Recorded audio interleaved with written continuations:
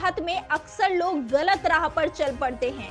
Rice बनने का shortcut इंसान को इतना नीचे गिरा देता है कि वह सही और गलत का फर्क करना ही भूल जाता है। उसे दिखता है तो सिर्फ पैसा, अथाह पैसा कमाने की चाहत ही मोहित वाजपेयी जैसे लोगों को गंदे धंधे की तरफ घसीट ले जाती है। पिछले दिनों हमने आपको दिखाया था कि मोहित वाजपेयी कैसे शहर में आरटीओ, खनन अधिकारियों और पुलिस की सेटिंग से ट्रक के नंबरों पर कालिख पोत कर नंबर्स छुपाते ओवरलोड संदिग्ध ट्रकों का आवागमन करा रहा है।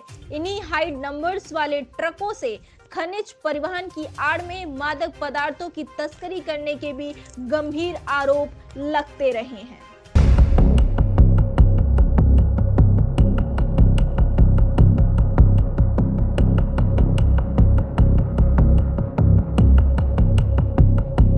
अब हम आपको मोहित वाजपेयी के पैतृक गांव रामसारी से जुड़े कुछ तथ्य बताते हैं, जिन्हें जानकर आप भी यह समझ सकेंगे कि यदि पुलिस मोहित वाजपेयी जैसे शातिर अपराधी माइंड वालों का समय पर पुख्ता इलाज कर देती तो शायद आज वह बहुत से लोगों के लिए परेशानी का सबब ना बनता। जी हां, घाटमपुर तहसील के पतारा ब्लॉक अंतर्गत आने वाले रामसारी गांव निवासी रहे अजय उर्फ राजन वाजपेयी के पुत्र मोहित वाजपेयी पर गांव के ही रहने वाले एक युवक को अपहरण कर जान से मारने आदि का गंभीर आरोप लगा था, जिसके बाद घाटमपुर पुलिस ने अजय उर्फ राजन वाजपेयी सहित मोहित वाजपेयी को गिरफ्तार कर सलाखों के पीछे भेज दिया था। जेल से जमानत पर छूटने पर भी पिता पुत्रों की आपराधिक गतिविधियां जारी रहीं, जिससे रामसारी गांव के ग्रामीणों में वाजपेयी पिता पुत्रों के खिलाफ रोष बढ़ता जा रहा था। ऐसे में अजय उर्फ राजन वाजपेयी ने अपने परिवार के साथ रामसारी गांव छोड़ने में ही भलाई समझी और कानपुर आकर रहने लगे। मोहित के अंदर धन बल की लालसा घर कर चुकी थी। अपनी इच्छा पूरी करने के लिए मोहित ने पेशे से मोरंग व्यवसायी व कानपुर की कैंट विधानसभा से बीजेपी विधायक का शागिर्द बन गया। माननीय की शागिर्दी और माननीय के पुत्र का साथ मोहित के अरमानों को परवान चढ़ाने के लिए काफी था। अब मोहित भी धीरे धीरे मोरंग के कारोबार में रमता जा रहा था, क्योंकि रास्ते में जो भी अड़चने आती उन्हें सत्तासीन विधायक और उनके पुत्र हिमांशु दूर कर देते, जिसकी वजह से मोहित का मनोबल और बढ़ता गया।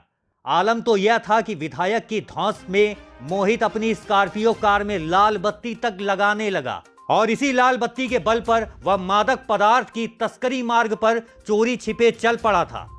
जानकार तो यह तक बताते हैं कि रामसारी गांव में हुए अधिवक्ता हत्याकांड में इन्हीं पिता पुत्रों का किरदार था, लेकिन सत्ताधारी परिवार का शागिर्द होने के चलते पूरे मामले से बच निकलने में पिता पुत्र सफल रहे।